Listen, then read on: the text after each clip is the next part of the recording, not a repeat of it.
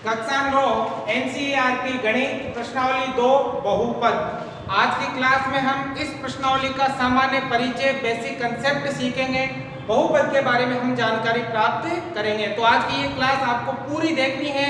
यदि आप ये क्लास पूरी देखते हो तो मेरी गारंटी है आपको बहुपद के बारे में 100% समझ में आएगा और ये प्रश्नावली के सभी सवाल आप यूं कर दोगे चुटकियों में आसान तरीके से। तो शुरू करते हैं। देखो बहुपद यानी कि आज से हम बीजगणित पढ़ेंगे, यानी कि बीजगणित स्टार्ट हो रही है आपके। तो बीजगणित कहते कैसे हैं, सबसे पहले वो समझ लीजिए आप। तो बीजगणित गणित की वह शाखा जिसके अंतर्गत अंकों तथा अक्षरों का प्रयोग होता है बीज गणित कहलाती है। परिभाषा नोट कर लीजिए।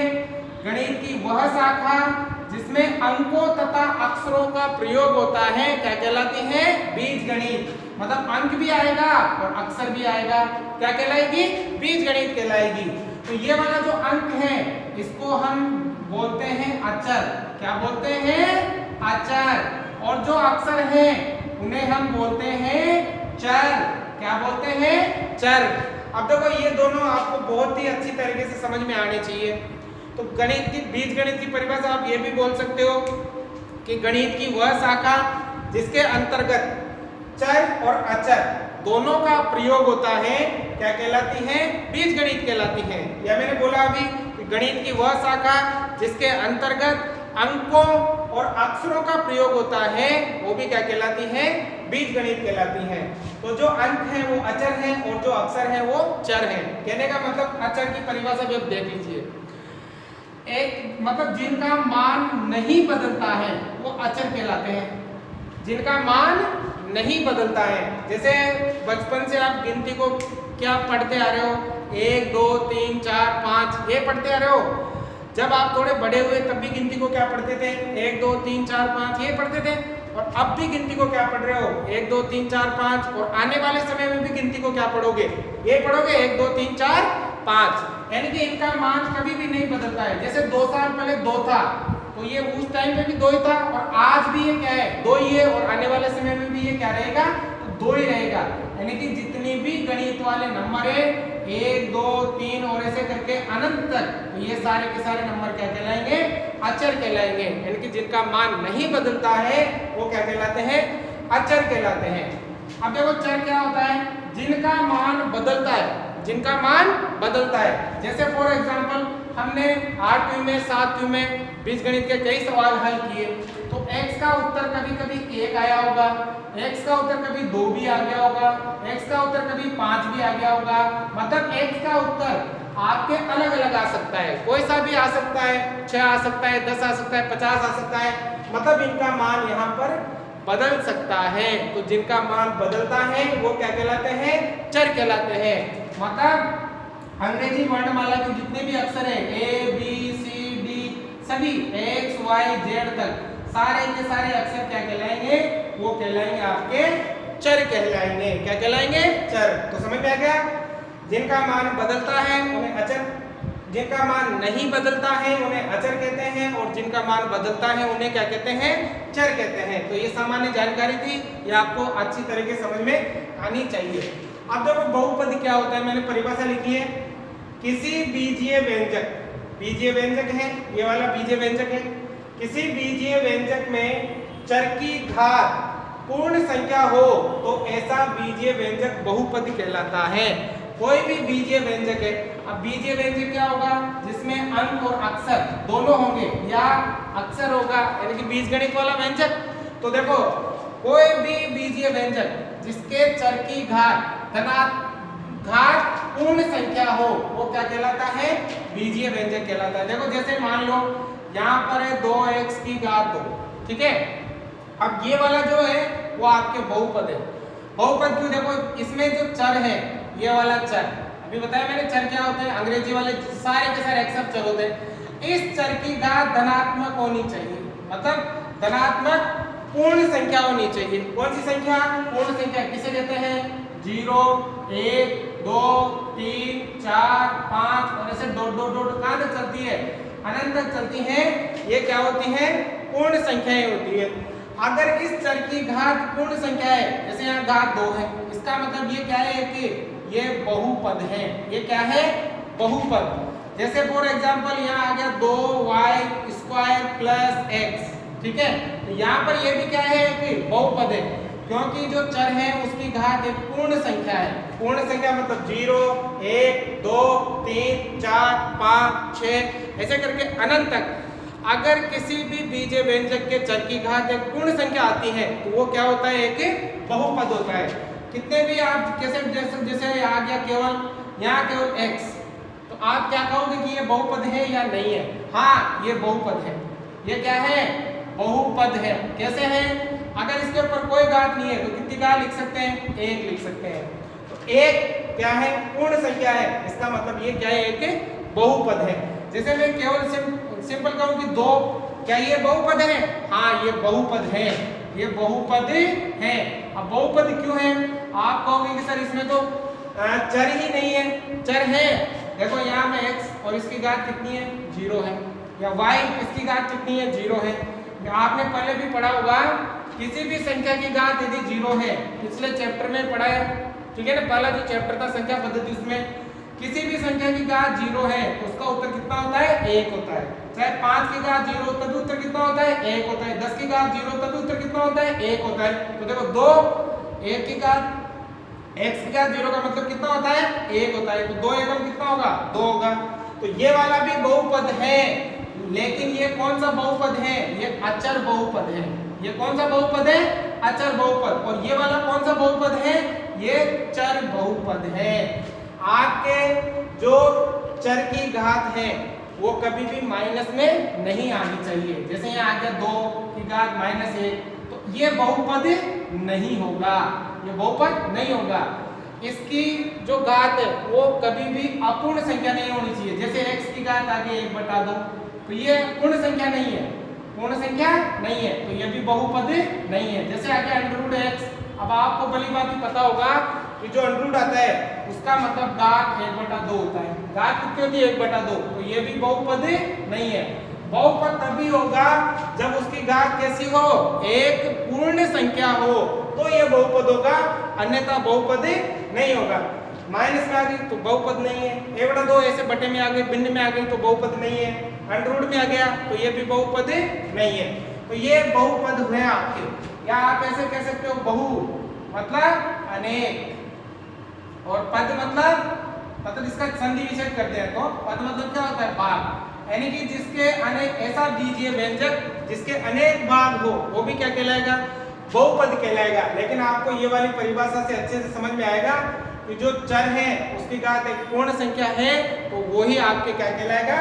बहुपद कहलाता है। तो ये आपके बहुपद है। अब बहुपद कितने प्रकार का होता है? बहुपद के जो प्रकार हैं वो क्या क्या होते हैं इसके बारे में हम समझ लेते हैं। बहुपद, ठीक है ना, जो बहुपद है वो आपके मतलब 2 अलग अलग प्रकार का होता है। सबसे पहले तो होता है घातों के आधार पर। घातों के आधार पर बहुपद, पर बहुपद, ठीक है। एक तो घातों के आधार पर ऐसा बहुपद, ठीक है, जो घातों के आधार पर अलग अलग प्रकार का होता है। जैसे मान लो किसी की भी घात, किसी चर की घात 1 है, किसी चर की घात कितनी है? 1। या ऐसे सिंपल दे रखा है 2x, तो हम x की घात यहाँ कितनी मानेंगे? 1 मानेंगे। तो ऐसा बहुपद जो होता है उसे कहते हैं रेखिक बहुपद। क्या कहते हैं बेटा? रेखिक बहुपद कहते हैं, ठीक है। जिसकी घात 2 है, जिस बहुपद की घात कितनी है? 2। जैसे आ गया 2x की घात 2 + 3, कुछ भी आ गया ऐसा। तो देखो यहाँ सबसे बड़ी घात 2 है। अचर पद, चर पद की सबसे बड़ी घात कितनी है? 2। इसका मतलब ये वाला जो बहुपद है उसे कहते हैं द्विघात बहुपद। क्या कहते हैं? द्विघात बहुपद। बहुपद की घात अगर 3 आ जाए, जैसे आ गया x की घात 3 + y की घात 2 + 3, ये वाला आ गया। अब यहाँ देखो सबसे बड़ी घात 3 है। सबसे बड़ी घात कितनी है? 3। तो ये 3 है, इसे कहेंगे हम त्रिघात बहुपद। त्रिघात बहुपद। और अगर बहुपद की घात 4 आ जाए तो, चतुर्घात 5 आ जाए तो, पंचम घात 6 आ जाए तो षष्ठ घात बहुपद कहलाता है। समझ में आ रहा है? घातों के आधार पर बहुपद के प्रकार होते हैं। अगर घात सबसे बड़ी घात 1 है तो रैखिक बहुपद, 2 है तो द्विघात बहुपद, 3 है तो त्रिघात बहुपद। और अगर घात 4 आ जाए, जैसे x की घात 4 प्लस y की घात 3 प्लस z की घात 2 प्लस 4, ऐसे सबसे बड़ी घात देखनी है आपको, तो ये कौन सा बहुपद हो जाएगा बेटा? ये हो जाएगा चतुर्थ घात बहुपद। ठीक है, ये हो जाएगा चतुर्थ घात बहुपद। ऐसे पंचम ऐसे आप बना सकते हो। ठीक है, ये तो किसके आधार पर थे? घातों के आधार पर। अब है पदों के आधार पर। पदों के आधार पर बहुपद, पदों के आधार पर। ठीक है ना? अब पदों के आधार पर कैसे देखो, जैसे ये एक पद है, ये 2 पद हैं, ये 3 पद हैं, ये 4 पद हैं। अगर केवल एक ही पद हो, जैसे यहाँ केवल x की घात 2 है, अगर पद एक ही है उसे कहते हैं एक पदी बहुपद। एक पदी बहुपद कहते हैं। ठीक है बेटा?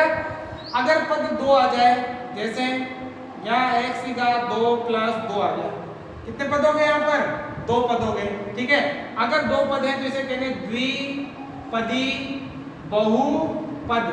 द्विपदी बहुपद। अगर पद 3 आ गए, जैसे x प्लस y प्लस 3, कितने पद हो गए? 3 पद हो गए, इसे कहेंगे त्रिपदी बहुपद। और अगर पद 4 आ गए तो उसे कहेंगे चतुर्पदी बहुपद। 5 आ गए तो पंचपदी बहुपद। तो ये पदों के आधार पर बहुपद के प्रकार हैं और ये घातों के आधार पर बहुपद के प्रकार हैं। तो ये बहुपद का प्रकार होता है। ठीक है, अब इसमें छोटी सी बात और कर लेते हैं। जैसे यहाँ पर बहुपद का शून्यांक, बहुपद का शून्य।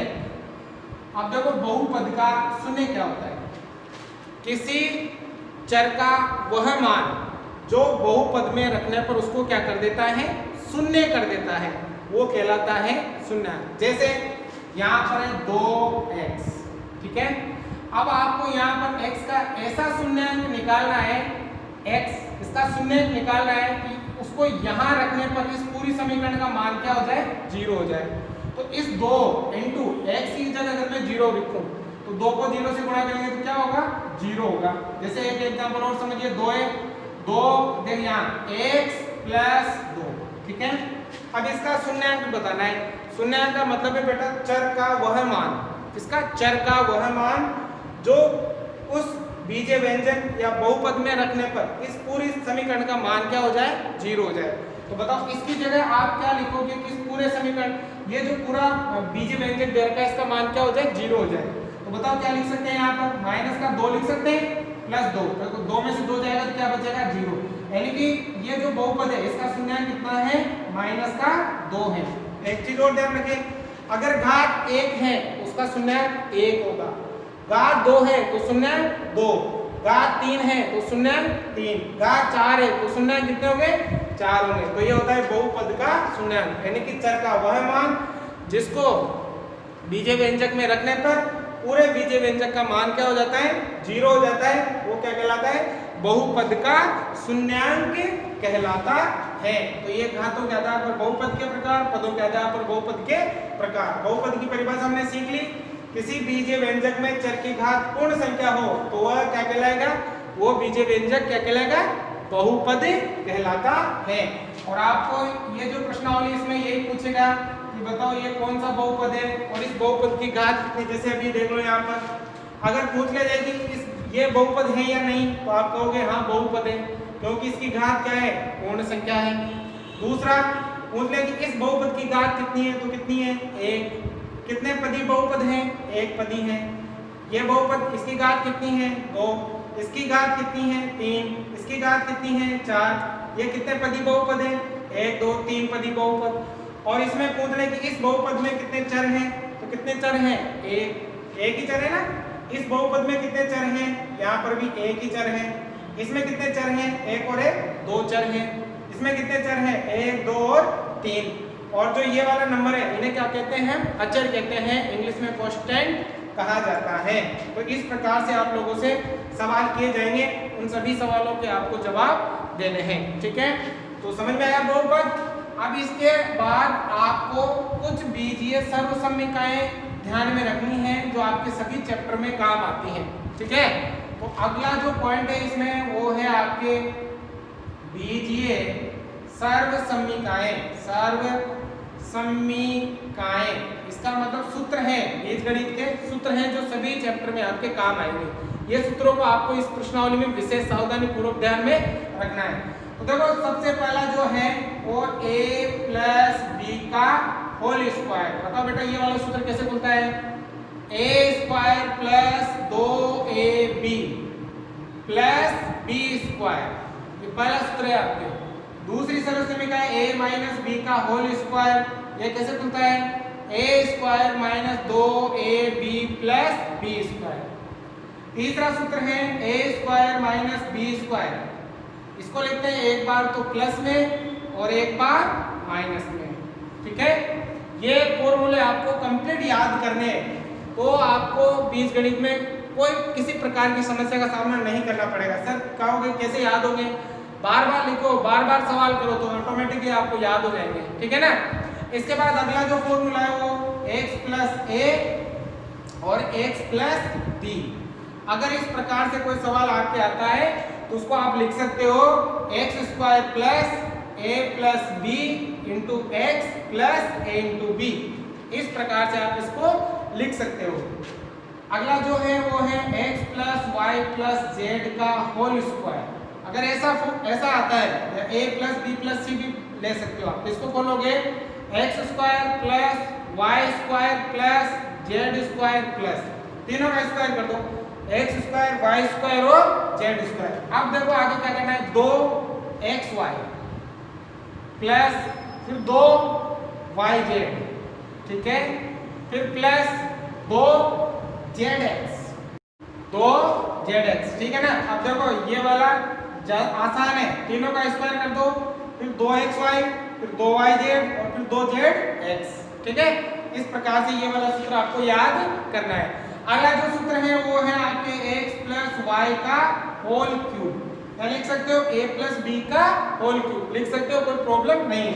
कैसे खुलता है, x cube plus y cube plus 3xy कोष्टक x प्लस वाई। इस प्रकार से ये वाला खुलेगा। तो आपको थोड़ा बार बार प्रैक्टिस करोगे तो याद हो जाएगी। ठीक है बेटा। अगला देखो x माइनस वाई, इसका हो जाएगा होल क्यूब। तो यहाँ देखो ये वाला और ये वाला सेम रहेगा, यहाँ प्लस है यहाँ प्लस है तो सब में प्लस आएगा, यहाँ माइनस है तो सब में माइनस आएगा। देखो कैसे, x cube minus y cube minus 3xy और x माइनस वाई।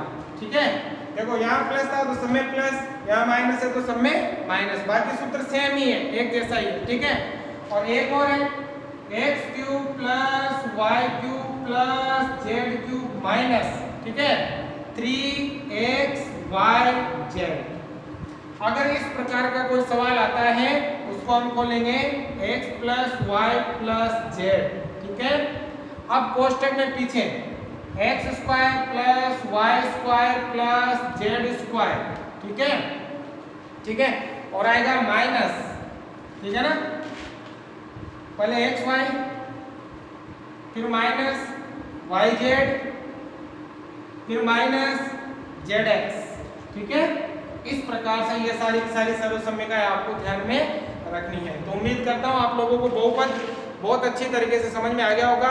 इसके बाद हम सवाल करेंगे तो उसमें आपको बहुत ही आसान तरीके से बहुपद समझ में आएगा।